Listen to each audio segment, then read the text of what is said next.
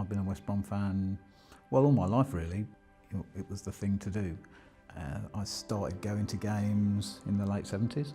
My dad brought me here to try and just to see if I liked football, with the intentions of taking me to Everton, to go to watch Everton. And I came here and I just fell in love with Tranmere. And 22 years later, I'm still here at the club. I mean, I've always loved football, pretty much from around that sort of time, you know, 91, 92. My dad used to take me to play football, and I think I had the England 1990 World Cup kit. My grandfather, who was very, very keen on his football, he was a Norfolk man, supported Norwich City all his life, tried to get me interested in football, but obviously because I felt different, I didn't feel that inclined towards football. And I had two sons who are now 13 and 15, and completely mad on Norwich City since I've been going to the football matches with them. I've actually got to really enjoy it myself.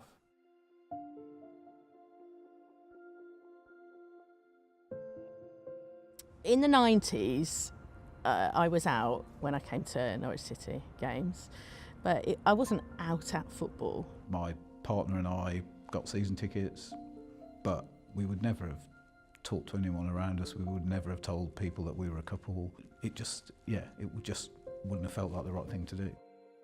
I just buried this side of me in my own mind to the point where, you know, I couldn't do it any longer.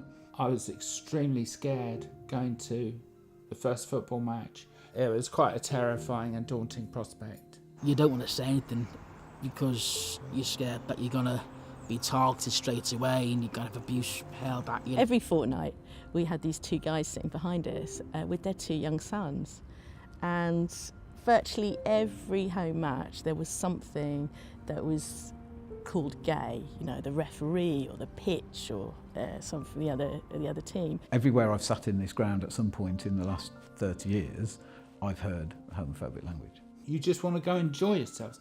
If you get anything like that at all, even just to hear it, it's extremely upsetting because you just think it's spoilt your day.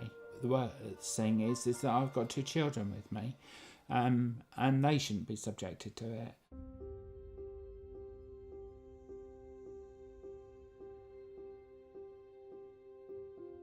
It's only since I co-founded Rover and Out the group, people said, well, are you gay? I said, well, yeah.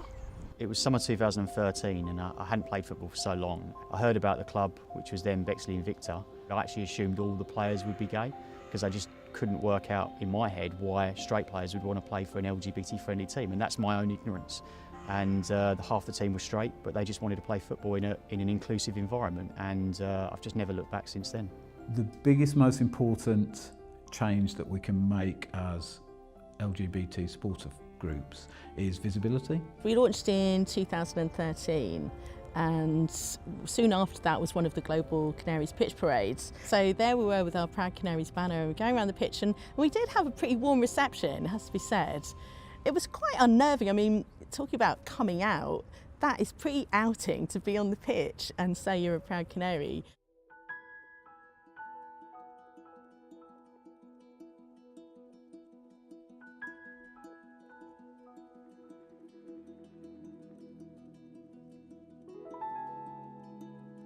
We approached the governing bodies, and the EFL have been fully supportive from the very start, and to raise awareness and understanding of homophobia and tackling sort of discrimination.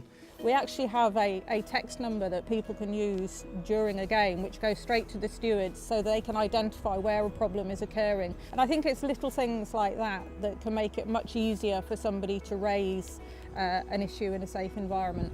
We're trying to make people feel more included and comfortable, and we're trying to attract more people to come to this club who can come here and enjoy football and not have to worry about anything else apart from football. Be yourself, watch football, enjoy it. Doesn't matter who you are, with your family, a load of blokes together, LGBTQ, you should be able to go and enjoy a match unhindered and unabused by anybody.